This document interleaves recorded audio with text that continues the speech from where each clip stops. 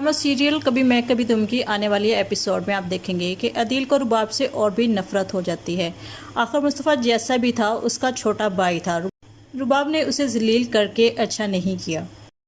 अब रुबाब को मौका मिल जाता है अदील को अपने साथ अपने घर ले जाने का। वो इसे कहती है कि हम अंकल आंटी को अपने साथ ले जाते हैं और अब वैसे भी अब इस घर में हम दोनों ही हैं जो इनकी टेक केयर करते हैं, तो हम ये सब कुछ वहाँ भी कर सकते हैं।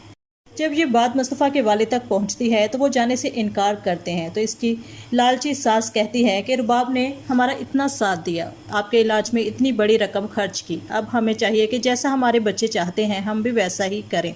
आखिरकार मुस्तफ़ा की लालची अम्मी अपने हस्बैंड को मना ही लेगी अदील के साथ जाने के लिए। तो वहीं दूसरी तरफ रुबाब के वालिद को ये बात नागवार गुजरेगी। वो कहेगा कि बेटा क्या अब हम अदील के साथ उसके वालिदैन को भी पालेंगे। तो रुबाब कहती है कि बाबा आप फिक्र ना करें, ये भी मेरी एक चाल है। मैं इसके वालिदैन को इतना जलील करूँगी कि ये लोग खुद ही ये घर छोड़कर चले जाएंगे।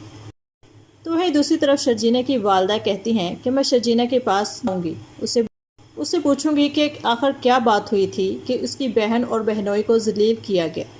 लेकिन जैसे ही शर्जीना की वालदा यहाँ पहुँचती हैं तो इनके तो होश ही उड़ जाते हैं कि इनकी बेटी और दामाद को चोरी के इल्ज़ाम में घर से निकाल दिया गया है।